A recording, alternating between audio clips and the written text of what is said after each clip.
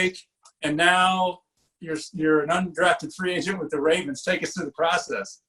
Yeah, so thank you, by the way. And the draft process was crazy, especially given the circumstances around the coronavirus, not being able to work out for any teams. So it was a stressful third day, just waiting around to see what was going to happen. We had a few teams in mind, and then when it ended up being the Ravens after the draft, I couldn't be happier, coming back to my hometown and getting a chance at, competing and hopefully making the NFL. So I'm super excited about that.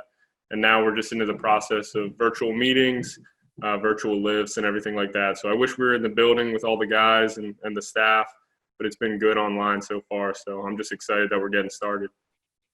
With any guy that signs or gets drafted, you usually get a sense from having spoken to any number of teams. Were the Ravens on the list? Were there other teams maybe higher on the list? Did this come as something of a surprise?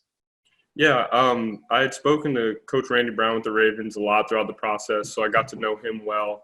And again, a lot of teams had certain plans, but like we said, draft day gets a little crazy, so we didn't know. There were definitely some other teams on the list as well. The Ravens were always in the mix. And, obviously going into a place where, Sam Cook's been there for a super long time, that's never ideal when he's been such a great punter. But really, we were just looking for any opportunity where I can get a foot in the door and compete. And I'm super excited because Coach Randy Brown is known for developing elite pros in the NFL. And I'll be able to learn and compete alongside Sam, who's been a great veteran, and learn how to become a good professional. So that was kind of where we were at in that decision. And then coming back home was just an added bonus, I think. Yeah.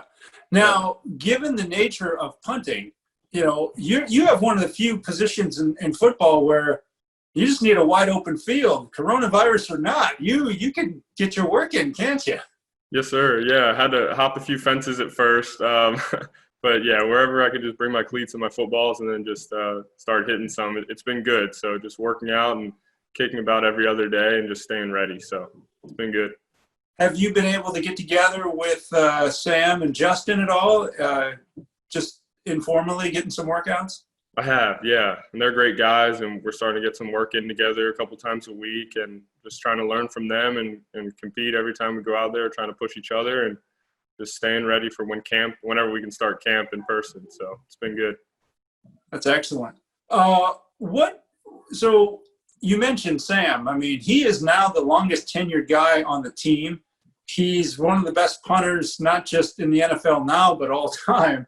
So you mentioned it's a great guy to learn from, but what's the realistic view of where your career goes? Is it going to be with the Ravens, or do you think it's more likely you show what you can do and you do it with somebody else as long as Sam's around? Yeah, so I guess my mindset is just focusing on, one kick at a time, one practice at a time, 1 week at a time, and so on. Not really looking out into the future too much.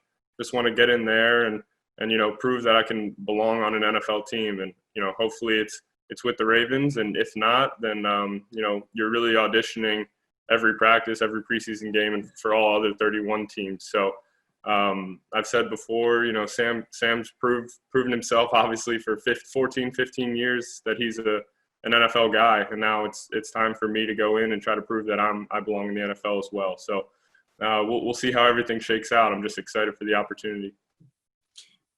When your dad was coming out of UCLA, they had 12 rounds of the draft.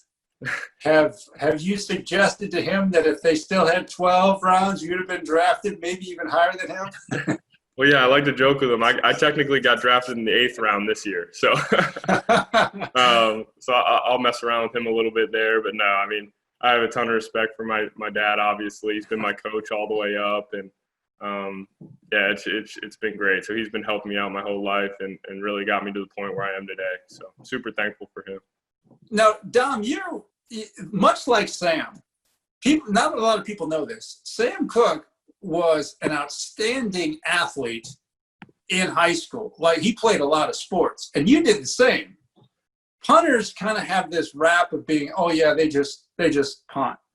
I mean, that's got to be something that, Sam doesn't make a big deal out of it, but this is an athletic endeavor. You guys don't have the easiest job in the world. You're just really good at it because you're good athletes.